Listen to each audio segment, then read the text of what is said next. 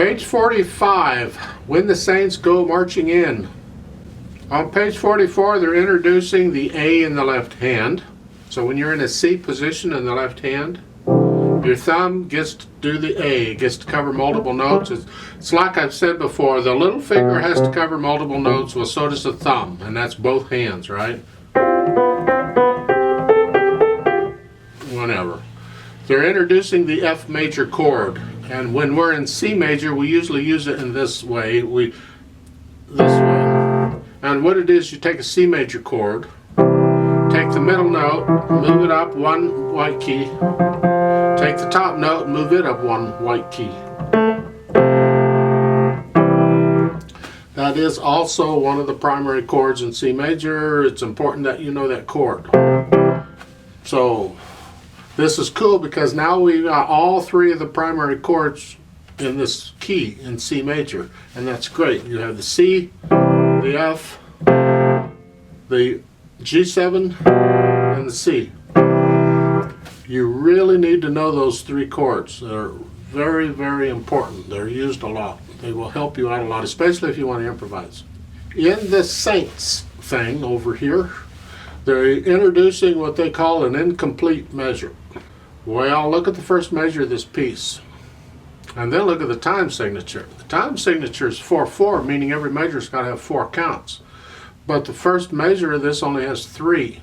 So already we're in violation of that rule. Well, they call it an incomplete measure, or a pickup measure, or pickup beats, or upbeats, or whatever you want to call it. Actually, an upbeat is something else, but sometimes they call it that too. Look at the last measure of the piece. You notice it's got 1 beat in it. So what they do is they take the last measure of the piece, I guess, and they chop it, and they take the rest of that measure and stick it up at the beginning. So the beginning measure, that pickup measure, and the last measure is considered one measure. And you put them together and you have your 4 counts. I have problems with the way that's done, but that's not up to me to judge. And 4/4 time, see those numbers at the above the top clef there, the 1, 3, 4, 5? Those are finger numbers. They're not counting, all right? Don't get confused. Don't think we're going to go 1, 3, 4, 5, and that's how we count. Those are finger numbers. They're telling you which fingers to use. So first finger, the middle finger, ring finger, okay? When we count it, we're coming in on beat 2. So it would go 1, 2, 3, 4, 1. See, because we got to have 1 at the first beat of the next measure. So when I count us in, I'm going to give us 5 counts. That's a full 4 counts for 4/4 time, plus 1 beat because of the pickup thing. So when we come in on beat 2, that can get a little tricky sometimes, but we'll work it out, I'm sure. Now I want to point out a few tricky things. I don't know how well you're getting it, or how well you're struggling, or how much you're struggling. Right at the beginning there, in the first full measure in the right hand, you have a whole note, a G. You're going to hold it down for 4 counts. Now it's tied to the G in the next measure. So actually you're going to hold this down for 5 counts.